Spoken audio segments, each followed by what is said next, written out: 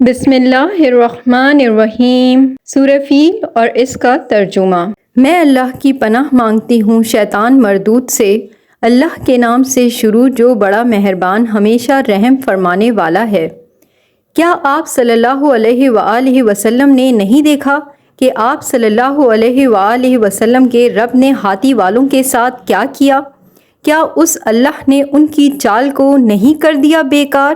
اور اس اللہ نے ان پر بھیجے جھنڈ کے جھنڈ پرندے، وہ ان پر پتھر پھینکتے تھے پکی مٹی کے کنکریوں کے، تو اس اللہ نے انہیں کر دیا کھائے ہوئے بھوسے کی طرح۔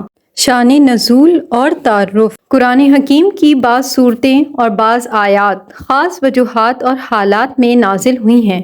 ان وجوہات اور حالات کو بیان کرنا اس صورت یا آیت کا شان نزول کہلاتا ہے۔ سورۃ الفیل میں بتایا گیا ہے کہ اللہ سبحانہ و تعالیٰ نے کس طرح اپنی قدرت سے ابرہہ اور اس کے لشکر کو ہلاک کر کے خانہ کعبہ اور قریش مکہ کی حفاظت فرمائی۔ یہ سورت ابرہہ کے خانہ کعبہ پر حملہ کرنے کے بارے میں نازل ہوئی۔ یہ واقعہ نبی کریم صلی اللہ علیہ وآلہ وسلم کی پیدائش مبارکہ سے 50 دن پہلے پیش آیا تھا۔ سورت میں بتایا گیا ہے کہ اللہ سبحانہ و تعالیٰ نے ابرہہ، اس کے ساتھیوں اور لشکر میں شامل ہاتھیوں کو چھوٹے چھوٹے پرندوں کے ذریعے ہلاک کر دیا۔ ہاتھی والوں کا قصہ۔ اللہ سبحانہ و تعالیٰ کی عبادت کے لیے جو سب سے پہلا گھر بنایا گیا وہ خانہ کعبہ تھا جو مکہ میں ہے۔ حضرت آدم علیہ السلام کے زمانے سے یہ گھر عبادت اور عزت و احترام کا مرکز رہا ہے۔ خانہ کعبہ اللہ سبحانہ و تعالیٰ کی بڑی نشانیوں میں سے ایک ہے۔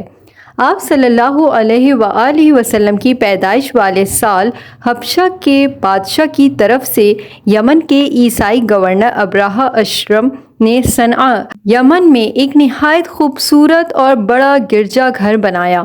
اس نے کوشش کی کہ لوگ خانہ کعبہ کے بجائے اس کے گرجا میں عبادت کے لیے آیا کریں۔ یہ بات اہل مکہ اور دیگر عرب قبائل کو بہت ناپسند تھی، لہٰذا انہی لوگوں میں سے ایک نے ابرہہ کے گرجا گھر میں گندگی پھیلا دی۔ ابرہہ کو بہت غصہ آیا۔ اس نے سوچا کہ جب تک خانہ کعبہ موجود ہے لوگ اس کے گرجا گھر میں عبادت کے لیے نہیں آئیں گے۔ ابرہہ نے ایک بڑی فوج جمع کی۔ چند لمبے چوڑے طاقتور ہاتھی کعبے کی دیواروں کو معاذاللہ گرانے کے لیے ساتھ لیے اور مکہ کی طرف روانہ ہو گیا۔ مکے کے قریب پہنچ کر ابرہہ کے سپاہیوں نے اہل مکہ کے کئی اونٹ اور مویشی پکڑ لیے۔ ان میں 200 اونٹ آپ صلی اللہ علیہ وآلہ وسلم کے دادا عبد المطلب کے بھی تھے۔ ابرہہ نے اہل مکہ کے پاس پیغام بھجوایا کہ اس کا ارادہ صرف خانہ کعبہ کو معاذاللہ گرانے کا ہے اور وہ اہل مکہ سے جنگ نہیں کرنا چاہتا، لیکن اگر انہوں نے اس کا راستہ روکنے کی کوشش کی تو وہ ان سب کو برباد کر دے گا۔ عبد المطلب قریش کے سب سے بڑے سردار تھے۔ وہ ابرہہ سے ملاقات کرنے اس کے پاس پہنچ گئے۔ ابرہہ انہیں دیکھ کر بہت متاثر ہوا۔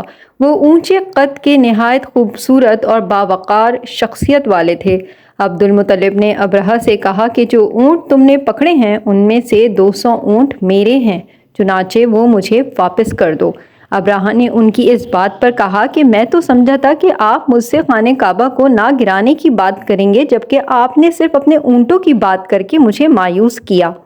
عبد المطلب نے جواب دیا کہ اونٹ میرے ہیں، اس لیے میں نے تم سے اپنے اونٹوں کی بات کی ہے۔ خانہ کعبہ اللہ سبحانہ و تعالیٰ کا گھر ہے اور وہ خود ہی اپنے گھر کی حفاظت فرمائے گا۔ ابرہہ نے ان کے اونٹ واپس کر دیے۔ عبد المطلب نے اہل مکہ کو پہاڑوں پر چلے جانے اور شہر مکہ کو خالی کر دینے کا حکم دیا۔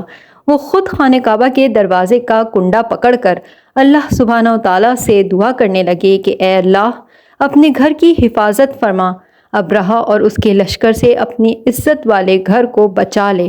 دعا کے بعد عبد المطلب اپنے ساتھیوں کو لے کر آس پاس کے پہاڑوں کی چوٹیوں پر چڑھ گئے۔ ابرہہ نے خانہ کعبہ کو معاذاللہ گرانے کے لیے اپنا لشکر تیار کیا اور اپنے ہاتھی پر سوار ہو کر مکہ کی طرف چلا۔ جب وادی محصر میں پہنچا تو ہاتھی زمین پر بیٹھ گیا اور آگے نہ بڑھا۔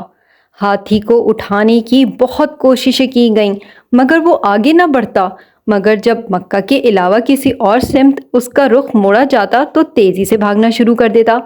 دیکھتے ہی دیکھتے سمندر کی جانب سے پرندوں کا جھنڈ برآمد ہوا اور سارے لشکر پر چھا گیا۔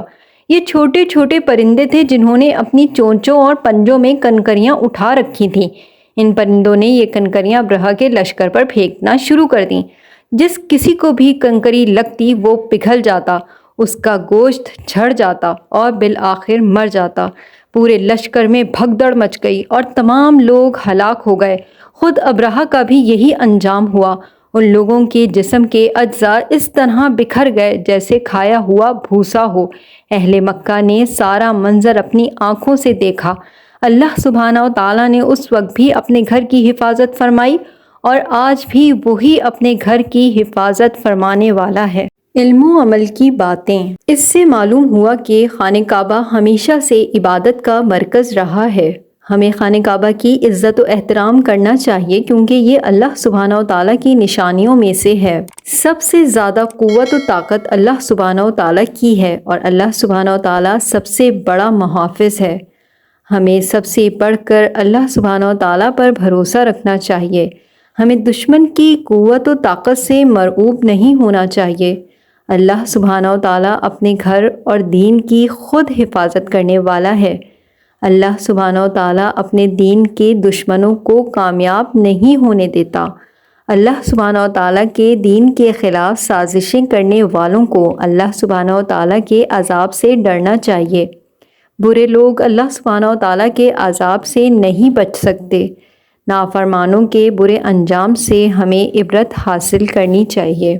اگر آپ کو یہ ویڈیو پسند آئی ہے تو اسے لائک کر دیجیے اور دوسروں کے ساتھ شیئر کر دیجیے۔ چینل اگر ابھی تک سبسکرائب نہیں کیا تو پلیز سبسکرائب اٹ۔ جزاک اللہ۔